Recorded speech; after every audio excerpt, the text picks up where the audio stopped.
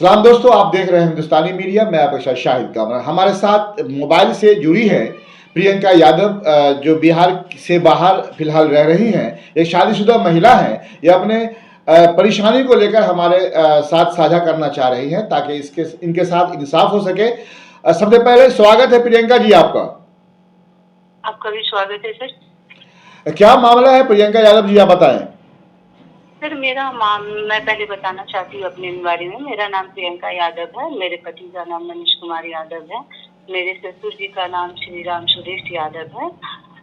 मेरा जो घर हुआ फव्वारा वार्ड नंबर 41 में हुआ। जी जी सर। हाँ सर, जैसे कि अभी आप लोगों 1-1.5 साल से हमारी जो कहानी है सर, वो आप लोगों के जानते ही हैं। जी जानता तो हूँ, और ये भी बात मैं जानता हूँ कि कुछ महीने पहले एक इंटरव्यू में मधुबनी के ही एक साहब ने बताया था कि ये मामला कोर्ट में है और कोर्ट का जो फैसला होगा तो वो मान्य होगा। तो फिर क्या है, जरूरत आन पड़ी आपको कि आपने दोबारा जो है मीडिया के थ्रू अपनी बातों को रखना चाहा है। सर, आपने बिल्कुल सही क्वेश्चन किया है कि जब मामला कोर्ट में है तो मुझे फिर दोबारा मीडिया में आने की क्या जरूरत है। तो जी जी सर, मैं ये आपको क्लियर करना चाहती हूँ। मीडिया में आने का जो मेरा मतलब है सर, वो ये है कि मेरे जो ससुर हुए श्री राम सुदेश यादव, वो तो एक तो मेरी हत्या करवाना चाहते हैं, और दूसरा सर कि वो मुझे जगह जगह बदनाम कर रहे हैं, मुझे इल्जाम दे रहे हैं, मुझे जलील कर रहे हैं। और हर जगह एक 9 पॉइंट का लेटर तैयार करके जो भी स्थानीय लोग हैं, जो भी उनसे पूछते हैं कि आपका बेटा बहू का मैटर सॉर्ट आउट हो गया, तो वो मेरे ऊपर बहुत ही गंदा एलिगेशन लगाते हैं सर। नहीं, आपने दो बात कहा है। सर, जी बोलिए। क्या सर? आप बोलिए, पहले आप बोलिए फिर मैं बात करता हूँ आपसे। सर, जैसे कि सर देखिए, वो मेरे ससुर जी हैं श्री राम सुदेश यादव। मैं उनका इज्जत करती हूँ, वो हमारे पिता समान है सर। उन्होंने जो अनशन टाइम में भी बहुत सारा इंटरव्यू दिए थे, तो जिससे उन्होंने मेरे ऊपर आरोप लगाया कि मैं एक गिरोह है, मेरा वर्दीबन है, सहुआ है, पातेपुर है, और मेरा एक ग्रुप है सर। और मेरी ननद ने भी मेरे बारे में बहुत ही गंदा बात बोला, जिन पे मैं उन लोगों के ऊपर मानहानि का केस भी कर सकती थी। लेकिन मैं पिता समझ के श्री राम सुदेश यादव, मैं अपने ससुर जी को इज्जत की और मैं उनको जवाब देना सर जरूरी नहीं समझी। लेकिन फिलहाल जब मैं शांत हूँ, जब मुझे कोर्ट पे भरोसा है और सारे कोर्ट सर मेरे फेवर में ही डिसीजन दे रहे हैं, चाहे सुप्रीम कोर्ट हो, चाहे मधुबनी डिस्ट्रिक्ट कोर्ट हो सर। और अभी मेरा मामला एंटी सेक्रेटरी का है, जिसमें जो हमारे हस्बैंड फाइल किए हुए हैं मधुबनी कोर्ट में, सॉरी एंटी सेक्रेटरी बिल के लिए हाई कोर्ट में फाइल किए हुए, तो वो भी सर अभी लिस्टेड नहीं हुआ है। लिस्टेड होगा तो वो भी हमारे फेवर में ही आएगा, वो भी मैं मीडिया को शेयर करूंगी। क्योंकि सर पिछले 1.5 साल से मुझे बहुत ज्यादा मानसिक प्रताड़ित कर रहे हैं, और वो मेरे ससुर जी ही कर रहे हैं श्री राम सुदेश यादव। सर, मैं अपनी बात को कहना चाहती हूँ, कंटिन्यू रखना चाहती हूँ, क्योंकि देखिए मेरे हस्बैंड एक पढ़े लिखे आदमी हैं और उनको पता है कि एक मेरी गलत डिसीजन से किसी लड़की का जिंदगी बर्बाद हो जाएगा। और उस तरह अगर उनको मुझे रखना नहीं होता, उनको मैरिड लाइफ को कंटिन्यू नहीं करना होता, तो वो शादी क्यों करते। ये सब सारे जो मेरे ससुर जी हैं श्री राम सुदेश यादव, 25 लाख रुपया के लिए ही मेरी जिंदगी को सर पूरा बर्बाद कर दिए सर। फिर भी देखिए सर, मुझे मेरे हस्बैंड हैदराबाद से 18 तारीख को 2022 को मधुबनी भेजते हैं, और इस बहू का स्वागत कैसे होता है मेरे ससुर जी कैसे करते हैं, जबकि मेरे हस्बैंड हैदराबाद में, मेरे ससुर मेरा स्वागत प्रशासन से करते हैं। 2 बार प्रशासन को भेजते हैं कि इसको घर से निकाल दो। उसके बाद में सेम डेट में फोर्सफुली मेरे हस्बैंड से केस करवाते हैं शादी को कैंसिल करने के लिए हैदराबाद में। यहाँ वो मेरे ऊपर चोरी केस करने जाते हैं, जो कि उनका प्रशासन केस नहीं लेता है, और उनको बोलता है कि इसको बहू है, रखने का मन नहीं है, लालची है, दहेज के लिए ऐसे कर रहे हैं। तो दो बात ने प्रियंका जी, अब थोड़ा रोकेंगे आपको हम। आपने 2 बात बताया है। इसमें पहली बात तो आप ये कह रहे हैं कि वो हमारी हत्या करवाना चाहते हैं। एक तरफ आप ससुर बोल रहे हैं, दूसरी तरफ आप हत्या करवाने की बात भी इल्जाम लगा रहे हैं। तो ये आपके कहने से कैसे सच मान लिया जाएगा?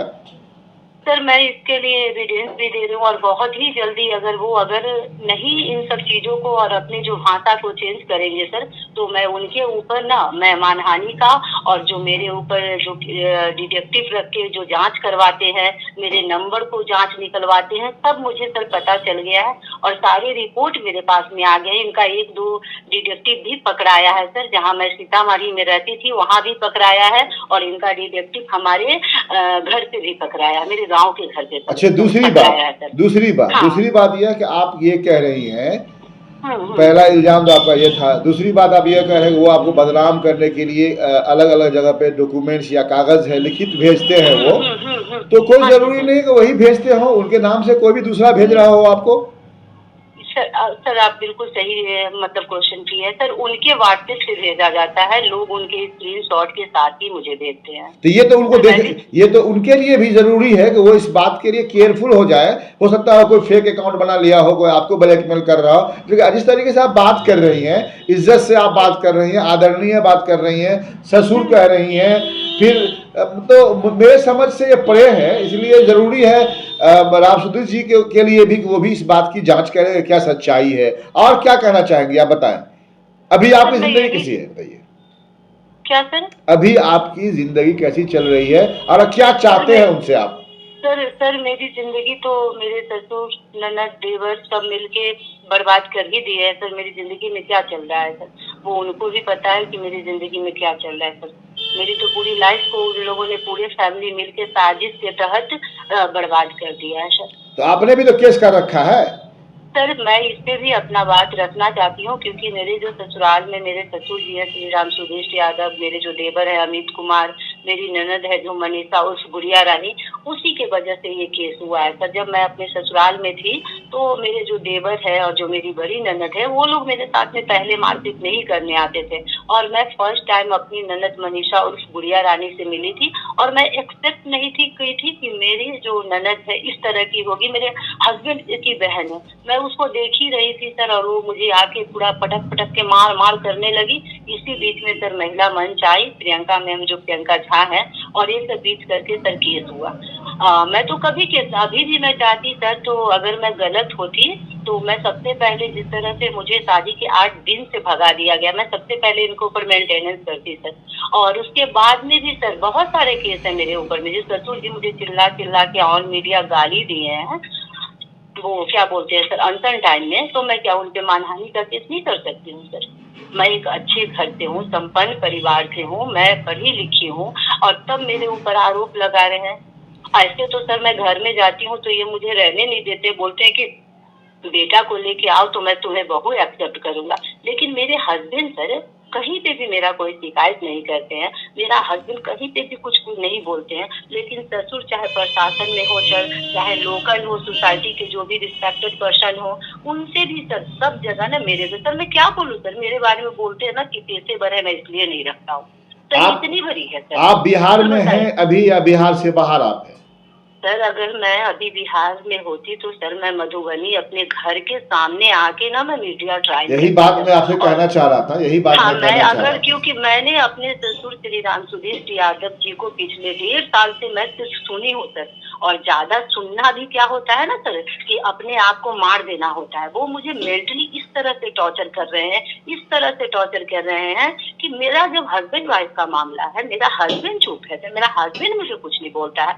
आपको जब मुझे घर में नहीं रहने देते हैं, अपनी दोनों बेटी को बुलवा के मारपीट करवाते हैं, तो फिर आपका राइट कैसे है? आप एक पढ़ी लिखी महिला को और एक मैं अच्छे ऑर्गेनाइजेशन हूँ, तब मुझे आप बोलते हैं कि ये गलत लड़की है सर, इसलिए मैं इसको नहीं पता है सर। ये बोलते हैं कि ये अपने भाई से प्रॉपर्टी बांट लिया हुआ। अरे मेरे तो पिताजी इतना प्रॉपर्टी बना के गए हैं कि मेरी माँ तीनों भाई बहन को इक्वल दी है, मेरे इक्वल दी है सर।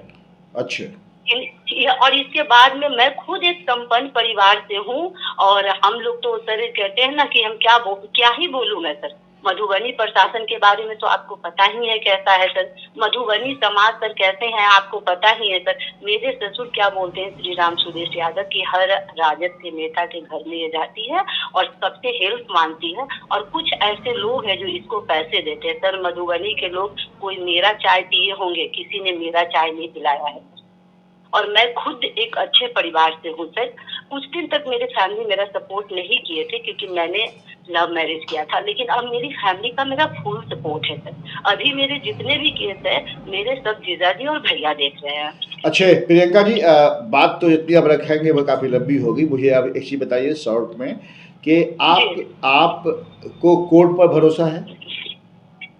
सर मुझे कोर्ट में फुल पर भरोसा है सर, और कोर्ट सारी हमारे फेवर में ही सर जजमेंट तो आप इंतजार करें ना। इधर तो राव सुदेश जी भी बोल रहे हैं ना कि हमें कोर्ट के भरोसे का, कोर्ट के फैसले का इंतजार है। देखिए सर कोई अगर हमारे लाइफ के बारे में टिप्पणी करे, पूरा परिवार मिलकर, हाँ, अगर यह बात आप बोल, टिप्पणी की बात गलत है। अगर आप टिप्पणी के बारे में बोल रहे हैं, अगर तो ये बात तो मैं नहीं जानता, आप अगर जानती है टिप्पणी के बारे में तो अगर सर आप बोलेंगे तो मैं एविडेंस देने के लिए रेडी हूँ। नहीं, मैं आपकी खबर को ही पहुंचाता हूँ वहां तक ताकि उन्हें इस बात की जानकारी मैं विदाउट, मैं अपने ससुर जी के जैसा मैं नहीं हूँ कि विदाउट किसी एविडेंस के और एक अच्छे परिवार की लड़की को मैं बदनाम को, सर रहना और रखना डजन मैटर है, लेकिन किसी की जिंदगी बर्बाद कर देना सर, मैं अब खामोश नहीं रहूंगी। मीडिया के जरिए मैं कहना चाहती हूँ कि पहले तो मेरी न्यू शादी थी, मैं डर रही थी कि कैसे क्या होता है सर, लेकिन अब उन लोगों ने मुझे इतना मेंटली टॉर्चर करके और इतना जलील कर दिया